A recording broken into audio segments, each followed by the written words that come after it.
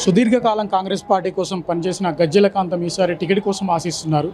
ఇప్పటికైనా ఎంపీగా గెలవాలనే ఒక ఆలోచనలో ఉన్నారు. గతంలో కంటోన్మెంట్ నియోజకవర్గం నుండి పోటీ చేసి ఓటమి చవి చూసినా కూడా మరొకసారి అక్కడ బై ఎలక్షన్స్ వచ్చే అవకాశం అయితే కనిపిస్తుంది. అక్కడ పోటీ చేస్తారా లేదంటే ఎంపీగా పోటీ చేసేందుకు అవకాశం ఉందా వారిని తెలుసుకుందాం. గజ్జెల కాంతం గారు, ఈరోజు అంటే కంటోన్మెంట్లో మీరు పోటీ చేశారు, గతంలో ఓటమి చవి చూశారు, కానీ ఇప్పుడు ఉప ఎన్నికలు వస్తున్నాయి. ఉప ఎన్నికల్లో బరిలో నిలుస్తారా లేదంటే ఎంపీగా పోటీ చేస్తారా? మీ ఆలోచన ఏంటి? పార్టీ ఏది నిర్ణయించినా దానికి కట్టుబడి ఉంటాం. ఇయాలో పెద్దపల్లి పార్లమెంటు టికెట్ అడిగాను. పెద్దపల్లి పార్లమెంటు టికెట్ ఇవ్వాలని మేము కోరుకుంటున్నాం. ఎందుకంటే మా సామాజిక వర్గం నుంచి దాదాపు 80 లక్షల మంది ఈ రాష్ట్రంలో ఉంటారు. కాబట్టి ఖచ్చితంగా నేను తెలంగాణ కోసం ఉద్యమం చేసిన వాడిని. 15 సంవత్సరాలు దళితుల కోసం, గిరిజనుల కోసం, బడు బలైన వర్గాల కోసం ఉద్యమాలు చేశాను. 10 ఏళ్ళు తెలంగాణ కోసం ఉద్యమం చేసిన వాడిని. తెలంగాణ రాష్ట్రం ఏర్పడదాకా ఉద్యమం చేశాను. తెలంగాణ ఉద్యమంలో కీలక పాత్ర వహించాను. తెలంగాణ ప్రజా సంఘాల చైర్మన్గా నేను తెలంగాణ రాష్ట్రం ఏర్పాటులో నా కీలక భూమికి పోషించాను. కాబట్టి ఇది అన్నీ కూడా గమనిస్తారు. ఎందుకంటే నేను ప్రజా ఉద్యమాల నుండి వచ్చినటువంటి వాడిని. మొదటి నుండి కూడా నా కాలేజీ ఎప్పటి నుండి చదువుతున్నప్పటి నుండి కూడా నేను దళితుల కోసం, గిరిజనుల కోసం, బడుగు బలమైన వర్గాల కోసం ఉద్యమం చేశాను. అదేవిధంగా తెలంగాణ ఉద్యమంలో కీలక పాత్ర వహించాను. కాబట్టి నేను ఖచ్చితంగా పెద్దపల్లి పార్లమెంటు టికెట్ ఇస్తారనే నేను ఆశిస్తున్నా. ఖచ్చితంగా ఇస్తారు అని నేను అనుకుంటున్నా. మరి తెలంగాణ రాష్ట్రం కోసం ఉద్యమం చేసినాడు కాబట్టి పెద్దపల్లి పార్లమెంట్ టికెట్ ఇస్తారు, గెలిచి వస్తారని కూడా ఈ సందర్భంగా తెలియజేస్తున్నాను. పార్టీలో ఉన్న దళితులకు టికెట్లు కావాలని ఆశించిన వారందరికీ కూడా చైర్మన్ పదవులు లేదంటే ఇతరత్ర పదవులు వచ్చి వారిని బుజ్జగిస్తున్నారు ఒక ఆరోపణ వస్తుంది. ఇది వాస్తవమా కాదా? అది అంటే అందరికీ రావు కదా, దాని అర్హత బట్టి ఇస్తారు. అందరికీ రావాలంటే కూడా వచ్చే పరిస్థితి కూడా కాదు. కాబట్టి రానటువంటి వాళ్ళకు నామినేటెడ్ పోస్టులు, ఇంకా ఇతర ఏదైతే ప్రభుత్వంలో ఉంటాయో అన్ని శాఖల నుంచి కూడా నామినేటెడ్ కానీ ఇంకా ఏదైనా కానీ న్యాయం జరుగుతుంది. అట్లేమీ అనుకోవాల్సిన అవసరం లేదు. మరి అందరికీ రావాలంటే కూడా రాలేవు. కాబట్టి దానికోసం కాంగ్రెస్ పార్టీ అందరిని కూడా కలిసికట్టుగా ఉన్నాం. తెలంగాణ రాష్ట్రంలో ఎంపీ టికెట్లు అడిగిన వాళ్ళు కానీ, ఎమ్మెల్యే టికెట్లు అడిగిన వాళ్ళు కానీ ఎవరు కూడా నారాజు కావాల్సిన అవసరం లేదు. మనం పార్టీ కోసం పనిచేసుకుంటూ పోతుంటే ఖచ్చితంగా మరి మా ముఖ్యమంత్రి రేవంత్ రెడ్డి గారు, మా శ్రీధర్బాబు గారు, మా ఉత్తమ్ కుమార్ రెడ్డి గారు వీళ్ళందరూ కూడా అన్నీ కూడా గమనిస్తున్నారు. ఖచ్చితంగా అందరికీ కూడా న్యాయం జరుగుతుందని చెప్పి ఈ సందర్భంగా న్యాయం జరుగుతుందని ఈ సందర్భంగానే తెలుస్తుంది. సుదీర్ఘకాలం పాటు పార్టీ కోసం పనిచేసిన వారికి టికెట్ ఇవ్వకుండా ఇప్పుడు పార్టీలో జాయిన్ అయిన వారికి టికెట్ ఇవ్వడం పైన మీరేమంటారు? అది ఇప్పుడు పార్టీలో జాయిన్ అయిన వారికి దాదాపు రావు. హైకమాండ్ మరి ఒప్పుకోదు. ఇక్కడ ఉన్నటువంటి మా ముఖ్యమంత్రి గారు కూడా ఒప్పుకోరు. ఎందుకంటే ఇప్పుడు ఇవాళ పార్టీలోకి వచ్చినటువంటి వాళ్ళను మరి తప్పని పరిస్థితుల్లో అక్కడ ప్రజల అభిప్రాయం మేరకు నిలబెడతారు తప్ప మరి ప్రజల అభిప్రాయాలను గౌరవించే వాళ్ళకు టికెట్లు ఇస్తారు. ఇప్పుడు కూడా మరి కొత్తగా వచ్చినటువంటి ప్రజలు వాళ్ళ మీద ఎలాంటి అభిప్రాయం ఉందో అవి తెలుసుకున్న తర్వాతనే వాళ్ళకి ఇవ్వడమా లేకుంటే పార్టీ కార్యకర్తలకి, నాయకులకి ఇవ్వడం అనేది అది పార్టీ హైకమాండ్ డిసైడ్ చేస్తుంది. పార్లమెంటులో పోటీలో మీతో పాటు పెరికే శ్యామ్ కూడా పెద్దపల్లి టికెట్ అడుగుతున్నారు.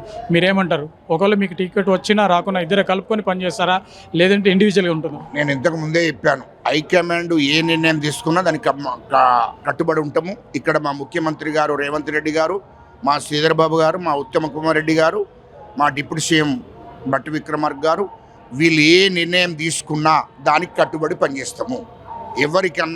ఎవరన్నా ఉండని దాంట్లో గజ్జెల కాంతంకు టికెట్ ఇస్తే అందరినీ కూడా కార్యకర్తలు కలుపుకొని పోతాం.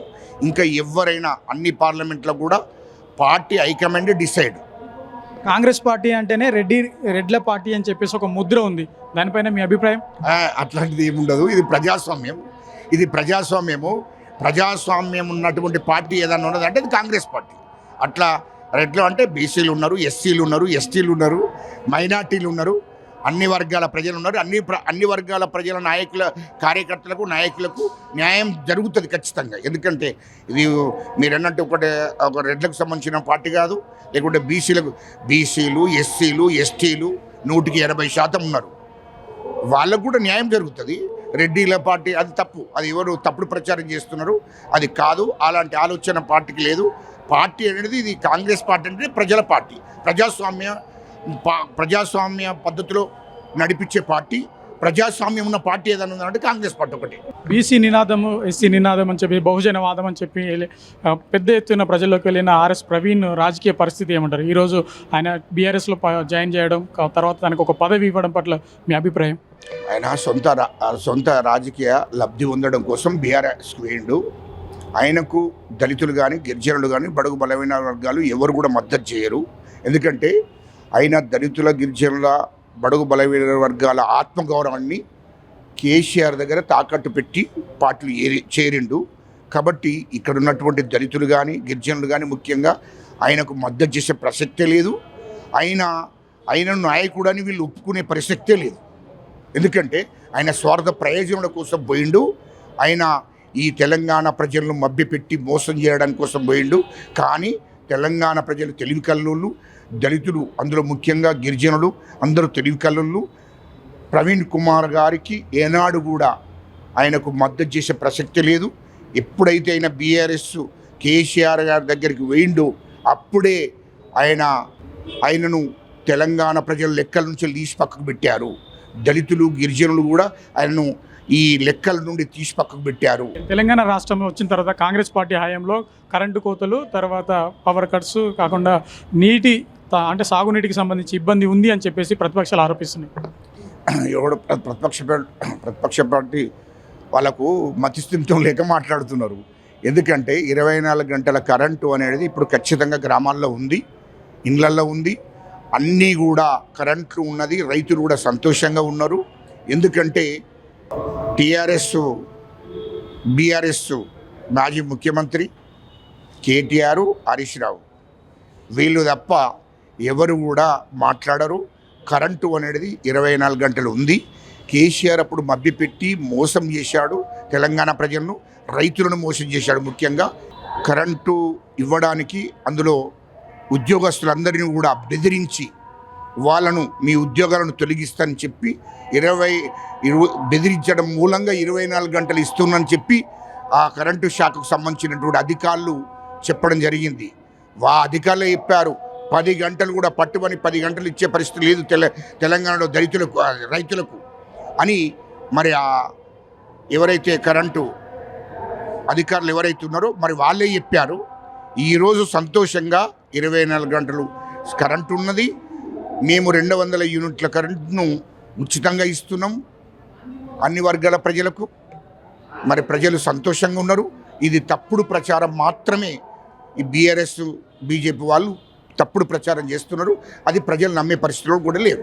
చివరిగా మాజీ మంత్రులు కేటీఆర్ కావచ్చు, హరీష్ రావు వారి ఇరువురు కూడా కాంగ్రెస్ పార్టీలో జాయిన్ అవుతుంటే మీరేమంటారు? వాళ్ళని ఎట్లా స్వాగతిస్తామే బాబు? వాళ్ళు 1000 కోట్లు, లక్షల కోట్లు రాష్ట్రాన్ని దోపిడీ చేసిండ్రు. ఇవాళ కేసీఆర్ కుటుంబము, హరీష్ రావు కానీ, కేటీఆర్ కానీ 3 లక్షల కోట్ల రూపాయలు రాష్ట్రం నుండి ప్రజలను, రాష్ట్రంలో ఉన్నటువంటి సంపదను దోషేసిండ్రు. అవిటిని చట్టపరంగా విచారణ చేయించి చట్టపరంగా చర్య తీసుకొని కేటీఆర్ను, హరీష్ రావును జైలుకు పంపేదాకా కాంగ్రెస్ ప్రభుత్వం ఊరుకోదు. మా ముఖ్యమంత్రి రేవంత్ రెడ్డి గారు కూడా ఊరుకోడు ఖచ్చితంగా. థ్యాంక్ యూ అండి. తెలంగాణ రాష్ట్రంలో మరి గతంలో అధికారం చేపట్టిన బీఆర్ఎస్ 3 లక్షల కోట్ల అవినీతికి పాల్పడింది. వాటిపైన విచారణ చేస్తాం. పూర్తి స్థాయిలో వాటిని నిజాలన్నీ వెలుగులోకి వచ్చిన తర్వాత వాటిని జైలుకు పంపించే వరకు మేము కాంగ్రెస్ పార్టీ కానీ, సీఎం రేవంత్ రెడ్డి కానీ ఊరుకునే ప్రసక్తి లేదు అంటున్నారు. కెమెరామెన్ రాజుతో మహేందర్, పురా లోకల్, హైదరాబాద్.